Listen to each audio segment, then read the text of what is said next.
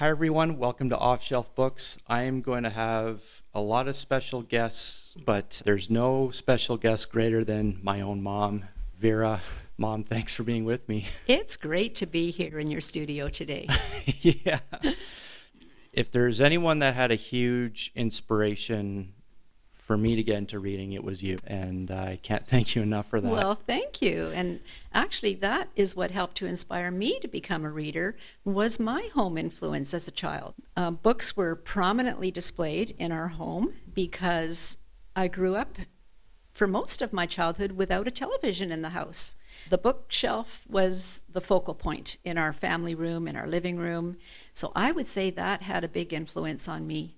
Plus the fact that I took to reading like a duck to water. I don't know how that happened, but it must have been God's design for me to become a reader. And it's been my passion ever since. I found it to be a great source of entertainment. I would mostly read fiction and fairy tales and mystery books. So it was great to escape to a world of adventure and wonder. That just was my inspiration. And then, as a young adult, I steered away from fiction books, and I was really eager to learn. I was hungry to learn. I just needed to nurture that intelligence that God designed me with, I guess. And so I devoured self-help books. I read everything from hobbies to health, just anything. That really was a form of education for me. I was growing. I also felt that at that time I wanted to form independent convictions of my spiritual beliefs. And so I really began reading spiritual books. I found them to be excellent mentors in my life. I really didn't have many physical mentors at the time, so I looked up to the information, the wisdom, the knowledge that these authors offered me. And that actually continued into my later adult years, where I continued to focus less on fiction and more on reading books of biblical instruction. So that has become my primary inspiration to continue to read. I find that words are powerful.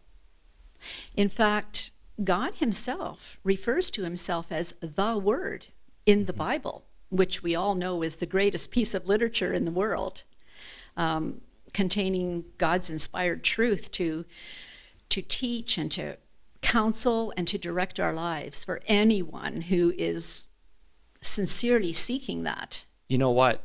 You may not have known this, but growing up, you remember when you took me to Blessings, I must have been like 10 or 12 years old. And when you took me there, you bought me a few CDs, a few albums. You bought me, I remember the albums. One was Delirious, one was DC Talk, and one was Newsboys. That's right.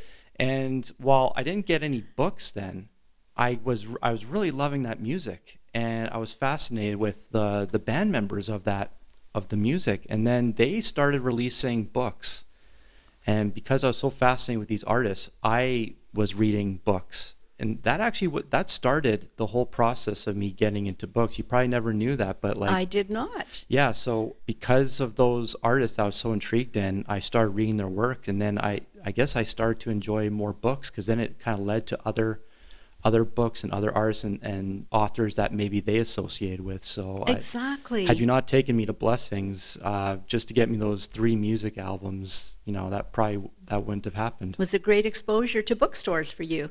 Do you think there's a formula for anyone to become an avid reader? Like, we both kind of shared our own personal circumstances, it's not like it was planned or anything. Maybe there is no plan. Like, how does one become an avid reader? I don't really know the answer to that. I feel that God designed me to be a reader, and it could be part of my personality, it could be part of my learning style, but once you discover the world of books, there are so many topics to inspire you and to keep you inspired. Mm-hmm. And that's what happened to me. You're right. I don't think there is a plan or a formula for someone to become an avid reader. We would all wish everyone would become readers, Like, Exactly. I mean, I feel it's a very important skill set that, I mean, yes, there's reading on screens, on like articles, and people are still reading, But for those that are doing it, more power to them, and it's just invaluable. In fact, in our winter months, it's quite cold, and a lot of us don't get out as much as we'd like to. I look forward to winters just for the fact that I can spend more time reading books. yeah. And I have read quite a few in recent months. In fact, one I just finished reading was a book by Thomas Kempis, who was a Franciscan priest in the 13th century. And his book called The Imitation of Christ, which is highly recommended, second to the Bible, you might say. It was published in 1418, an amazing little book. Anyhow, I wanted to quote one of the quotes in his book, and I have it here. He says, "The voice of books is but a single voice, yet it does not teach all men alike. For God within them is the teacher and the truth, distributing to each as he sees fit." To me, that quote says that you could have a number of people reading the same book, and everyone's going to take away something different from it. So that should be an inspiration for a lot of people to pick up books and get their own take on it. That to me is just amazing, and I have found that to be true. So that's a pretty old book. It is, but it's a classic. It still holds true. That's right. That's what I found interesting about this book and others that have been written centuries ago. They are still current in the counsel and the wisdom that they have to offer. So reading, it's already hard enough for people to find time to, let alone carve out to read, but a lot of times I think the effect of people's habits can be determined where they read. And I think we all have our favorite places where to read. And I think it's become more elusive now because our world's become more noisy. And so I was going to ask you, like, where are some of your favorite places to read, or maybe any suggestions you would have for people? Well, I have to say, as a passionate reader, you would think that the obvious answer would be, I like to read absolutely anywhere. But for me, it actually comes down to two things: the type of book that you're reading and the amount of time that you have. So, for example, if you wanted to read lighthearted books like fiction and novels and biographies and books that don't require in-depth concentration, but more creative thinking, like you want to do character development in your mind, or you want to create imaginary scenes in your mind, I find that those type of books, I just have to find a comfortable spot. It could be in the park, on the beach, at the poolside, even in my bed before I fall asleep. Anywhere that's comfy is basically what I find is a good place to read those type of books. Now, the other type of book, I would say books that require more intellectual thinking or spiritual development, books that require focus, concentration, meditation, study, more in-depth books. I prefer to read those sitting at a desk because I like to have writing material nearby to take notes. I like to have reference material nearby, commentaries, concordance, a dictionary, essential. So that is where I prefer to sit or be when I'm reading those type of books, preferably a quiet place so I can concentrate better. So if you're on the road or you're traveling somewhere and you want to, let's say you go to the beach, are you actually going to bring your dictionary with you? No, and that is the type of place where I would read the lighthearted books. Right. The ones where I just have to use my creativity, my imagination. Oh, okay. Right. And then the other study books are the ones that I would preferably do when I'm at home. Okay, so yeah, the type of books sort of also dictate the location you're going to... Exactly. Okay. And the amount of time that you have. So, for example, if I just have a short period of time, I don't mind sitting at a desk. Not the most comfortable. But I have to say, my all-time favorite place to read a book is in my big old comfy chair in my family room with my feet up, and in the winter, cuddled in a cozy blanket. I like to have a table nearby with a good source of light, and I always have a marker or a pen in my hand because I love to underline key phrases and make notes, and I do like to have a dictionary nearby. So just a small table next to my comfy chair is my all-time favorite place to be. So there's no place like home, I guess, for you. No place like home. That's Yeah. right. No, okay. Well, yeah, I thought about myself, like what would be sort of my favorite places to read, and I've always wanted to read outside, but I feel like it's so hard to find. Well, first there's so many factors: good weather, a private place, because clearly it's not that I don't mind that there's people around, but there's just always a noise factor. There's just more distractions, I find. Yeah. And so that's the type of place where I prefer to read a lighthearted book, something I don't have to concentrate too hard on. Well, and even if I found all those things working for me, then I have like bugs or mosquitoes, like, if I had it my way, I would just love to, just be outside as my favorite spot. Yes. But no, you're right. There's no place like home. And Well, sometimes we're inspired by nature and our surroundings when we're reading certain books. but you said something interesting too. It's also the comfort about it. Like for you, it's more about not so much the place, but That's just being right. comfortable. Well, if you're comfortable, you can read for a lot longer. And when I get into a good book, I just don't want to put it down. So even if there's noise going on, like if you're comfortable, can you get through it? No, actually, I do find that having noise around is still distracting for me. Mm-hmm. So preferably a quiet, comfortable place. Yeah, because I've noticed libraries aren't quite as quiet as they used to be anymore. They've turned into multifunctional centers. Right. Bookstores are, sadly enough, bookstores are more quiet than libraries. Go figure. But if your house is noisy, like if you live in a noise, like what do you do? Well, know? you just have to carve out that period of time when you think it will be quieter, I suppose, Yeah. or put some sound muffling earphones on. Yeah. That's the only thing I can suggest. Have you ever read it like 3 in the morning or 4 or 5 in the morning? Well, no, not very often. There might have been a night or so when I couldn't sleep and I woke up early in the morning. And I did enjoy that. Mm-hmm.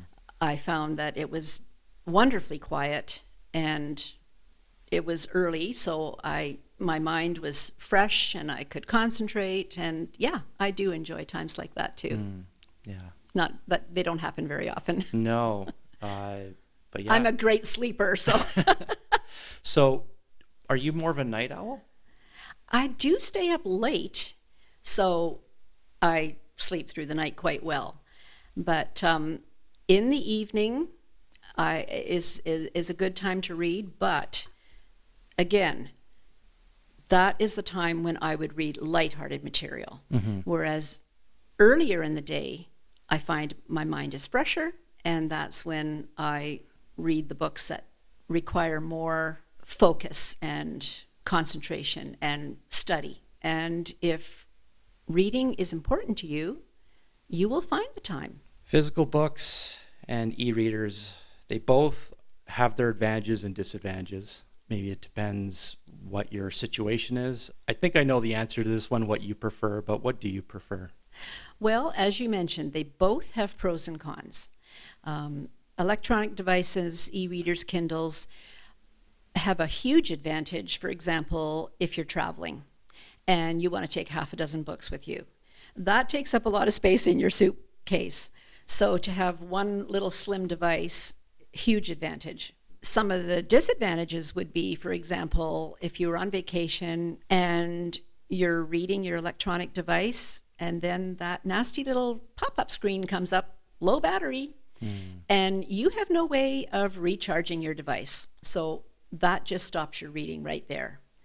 That, I would say, is a disadvantage if you have failed to recharge your device or... Like, I mean, people should be proactive and bring a power bank with them. That's true. But they don't often do that. So there's just a chance of that. Yeah. And plus the fact that if you are reading outdoors,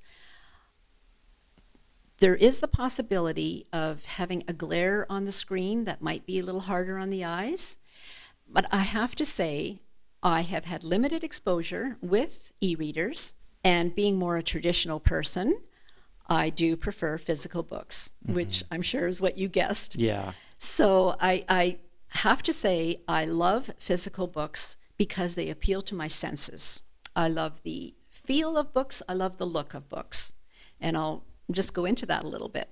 So especially a hardcover book, I'm often attracted to them just even starting from the photograph on the cover. Sometimes they are so beautiful that I like to display them in my home, on my coffee table. And that goes into another thought of, I find them to be almost essential in home decor, which is another passion of mine. I find I like to have books in almost every room of the home. They are just wonderful to create warmth and comfort and character in a home. They reflect the interest and personality of the homeowner. So I do like to display physical books just about anywhere because I love the look of them. Yeah, I noticed people, like, it's almost becoming a trend again. It's almost like books, physical books are kind of making a comeback in terms of the decorative side of things. Like, people want to actually have them as a decorative piece. Speaking of the decorative aspect of books, if you think back to medieval times, my goodness, books were works of art. They were done with beautiful calligraphy, and usually the first initial on each page was a highly embellished work of art. Just wonderful. Obviously, our books are not like that today, but they still do look beautiful, depending on the cover, depending on, for example, home decor books. I love the photographs in them. I find them much clearer to read and see than I would the same picture on an electronic device. Okay, so you definitely prefer physical books over ebooks. Yeah. Yes. So now with the physical books, you have hardcover and softcover. Do you have a preference? Does it matter? Well, okay, that's a very good question. I like both of them for similar reasons. I prefer hardcover if I'm going to use them more to display on a bookshelf. What I like about the feel of both books is, all right, this is what I go through when I look at a book. I open the front cover, I like to check out the copyright, when it was published. Then I go to the back cover and I like to read a little bit about the author. I go back to the front and I look at the index and I like to read the titles of the chapters to get an overview of what the book is all about. These are the things I enjoy about a physical book. Now, speaking of a softcover book, I do enjoy them for one big reason. As I mentioned before, I like to have a marker or pen in my hand at all times when I'm reading. Right. So I would underline key phrases and passages. If I come across a word that I don't understand, I immediately look it up in the dictionary and I write a simple definition of that word above it, so that I find that when I do that, I can use it in my vocabulary. But does that put you in a position where you need to almost buy a copy of each, a soft cover and a hard cover, so one to mark up and then one as a decorative piece? Does that put you in a tough spot? Or? No, what I find that I do, if I have a hardcover book, I'm just a little neater about writing in it. Oh, okay. So I still will. You'll do it with a pencil. Or I will actually use a highlighter, but it will be neat. Oh, okay. And so I don't find that I'm damaging it too much. And it's more for my advantage when I do that, so that when I review the book or if I take it off the shelf again and look at it, I like these key phrases and words to pop out at me.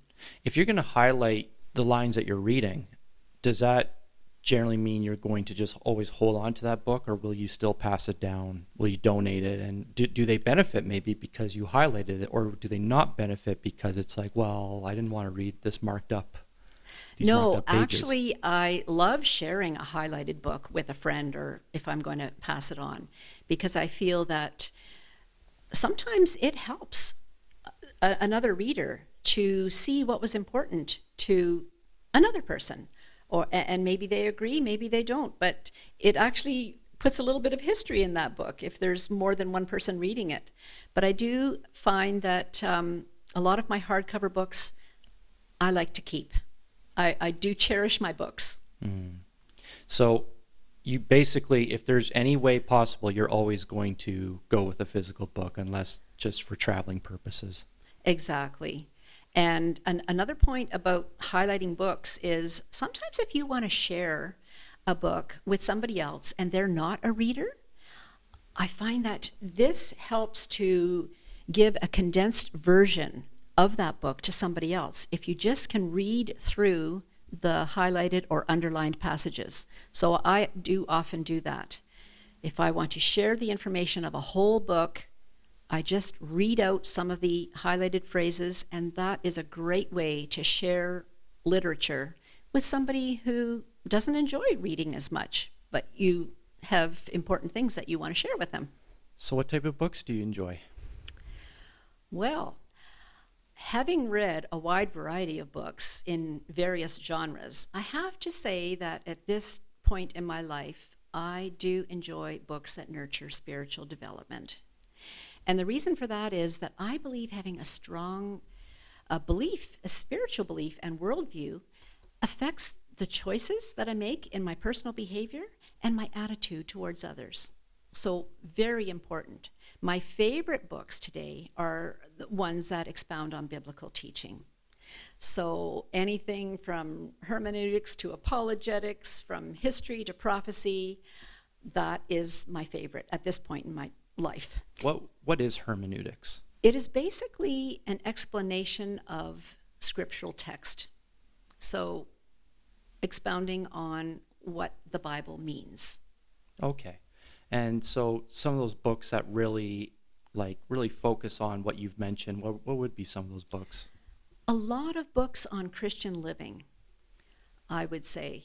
I do find that the books on biblical teaching are so important because they actually enhance my quality of life by affecting my state of mind. And that is so key. These type of books give me peace and comfort and hope, which we all need in this world today. Mm-hmm. And this is where I have found that for myself. Other type of books that I enjoy are historical Christian novels. For example, AD Chronicles by Bodie and Brock Taney. Excellent series. I do enjoy them because what they do is they take historical fact from the Bible and they add fiction to it, which really makes it come to life. Another novelist that I enjoy, and his books are harder to find, are ones written by George MacDonald, who was a Scottish preacher in the mid-19th century. I love his books because, yes, they are a reflection of the era of that time, but he has rich character development that really nurtures deeper spiritual insight. Those are two authors that I enjoy. And in fact, George MacDonald had a great influence on another Christian author, C.S. Lewis, which many of us might have heard of, who has written many classic books. I'm sure you know some of the titles of the books. Yes, absolutely. Yeah. Although I never to this day have gone to the Chronicles of Narnia. Like I've seen the films.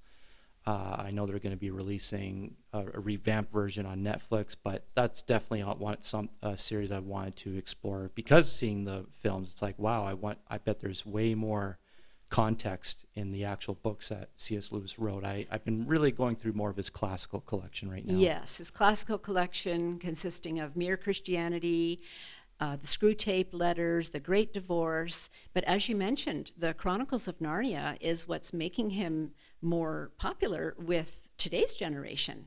Is he your favorite author? And if not, like, what are some of your favorite authors? I wouldn't say he is my favorite. Some of my favorite authors, going back even 30 years ago, I read a lot of books by Charles Swindoll. He wrote devotional books. He wrote books on Christian living. I have quite a few of his. Max Lucado is another one. Is it Lucado or Lucado? I could never figure that one out. Maybe you knew. I don't know. No. I've always said Lucado. Okay. But I can't even count how many of his books that I have of his. And I really enjoy his fresh style of writing. He is able to do word pictures like no one else, and he also takes segments and stories from the Bible and really adds some fiction to it to make it current and to make it something that today's generation can really identify with. Mm-hmm. So I've always enjoyed him. Other authors are Philip Yancey, and also books by Billy Graham, the world-renowned evangelist.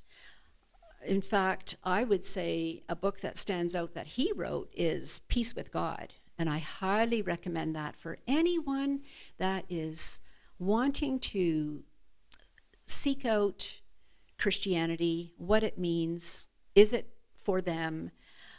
That is a great book that I recommend.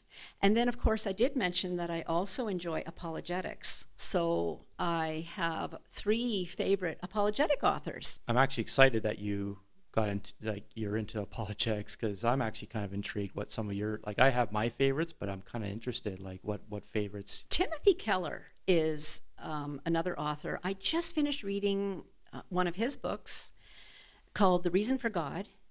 And again, I really like how he is able to refute some of the skeptical ideas that this generation has. And he does it in a well-researched way. And then, of course, there's Lee Strobel. And he's interesting because he was an atheist and also an investigative journalist. And through that process, became a Christian. And he has written many books. Most of them start with The Case For. He has written The Case for Christ, The Case for Faith, The Case for a Creator, The Case for the Real Jesus. I really enjoy his writing style. And I guess there's a lot of more current authors that I enjoy. Oh, okay. Which ones did you get introduced to? Some of the books by Chan. Francis Chan.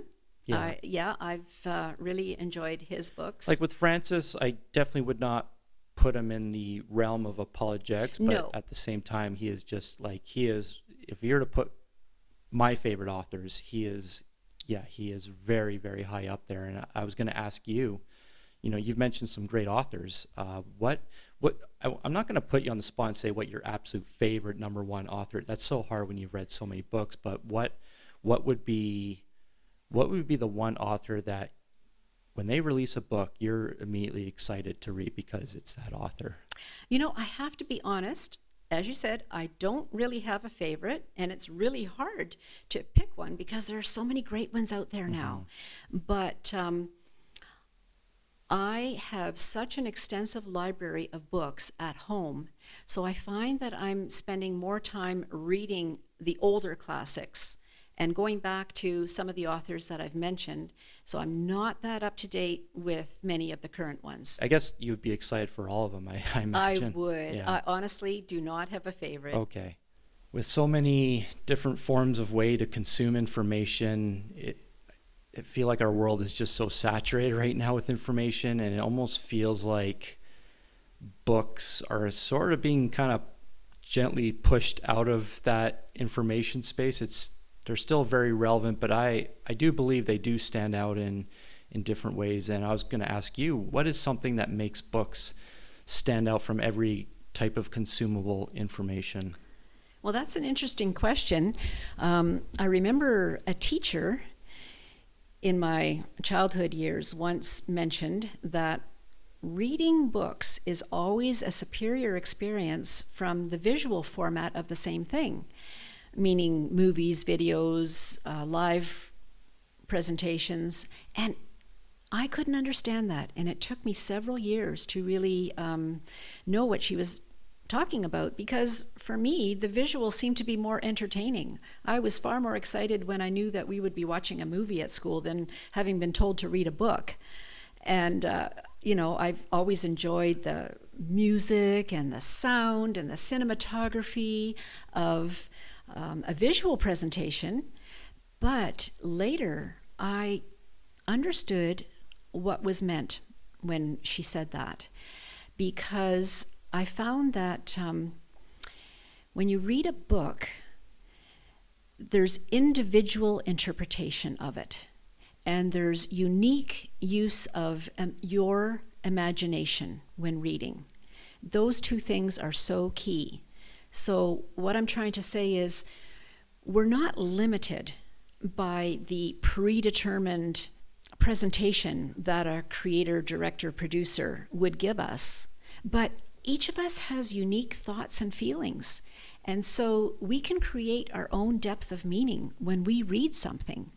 And especially, as I say, using your imagination to create characters in your own mind and create scenes in your own mind. Well, that's the thing that I noticed, that how you were mentioning that you use your imagination, and that what makes that stand out is, like, I think it's just so obvious. Books is that one piece of information or even entertainment that does not require a digital screen or digital audio. Like, it's completely removed from all the types of information out there. It truly is like this analog, physical paper. Right. I do find that when we see video, we're limited in our minds to what we see. Whereas if we read something, we can create in our own minds that unique interpretation or take on things. Yeah. I remember in elementary, my teacher said, you can watch the movie or read the book. The book will always give you far more information and context. And she was right. She was completely right. You will create it as an individual, and everyone will read it differently. But today's society is becoming quickly post-literate. Even in Canada, our literacy rate is down 40%. Really? Which Wow. is astounding. And in the US, it's even higher than that. Were they factoring the people that read on computers and tablets? Does that... No, it was referring to reading books. But they are talking about, and educators are noticing now as well, that even when asking students to do research, and when they go online as opposed to reading the required material, there's a real disconnect there. The students that are researching online, they just seem to be more isolated from the detailed narrative that reading a book can provide, and they're disconnected from the past by not reading thoroughly other book resources. And also, not to mention that reading things online tend to be condensed versions, and it fosters a limited attention span, because the media, even on television, if you've noticed, a lot of the programming are just using short, quick clips. And so that does not allow us to concentrate in any depth for a long period of time like a book requires. Well, there's a little bit of truth to that, because I do find, it's funny how people will read the title and that's it. It's like they've based their opinion. Maybe they'll read the first paragraph, but they won't really read the full thing. They won't even check the sources. I think the critical thinking maybe is also is probably going down too. Huge, huge. We are seeing that in our society, that our critical thinking is being affected by that. Even when you take things like Facebook, again, short clips that are being shared, the way it is affecting the way people even communicate. Mm-hmm. I find that people are speaking in short 3-word sentences. They are unable to communicate in any depth for any length of time. And I believe this is all a reflection from removing ourselves from the discipline of reading books, literal books. And this is where I've always found reading has stood out for me also. It's this calming experience. Like it just feels like you're really separated from the digital noise. and this is where I kind of feel books will make a comeback. I don't have proof. It's just my opinion, but I do believe because anxiety has become increasingly high now, I do believe a lot of this has been from the digital, how tuned we are in, and we're just so inundated with information where I think a book can actually, if people can get back to reading again, it could actually calm our nerves a bit and just give us this relaxing peace of mind a bit. It's so ironic with all the technology that we have today. You mentioned earlier, we are inundated with information overload. And yet we are so highly distracted by our tech devices that a lot of people are losing the discipline or even the time that could be given to reading a book. And again, as you said, reading a book is a great experience. Once you sit down in a comfortable place and open that book, you are just going into a whole new world. Mom, thank you so much for being able to spend some time with me. I look forward to talking about more topics about reading and books. And It has been my pleasure. Thank you so much.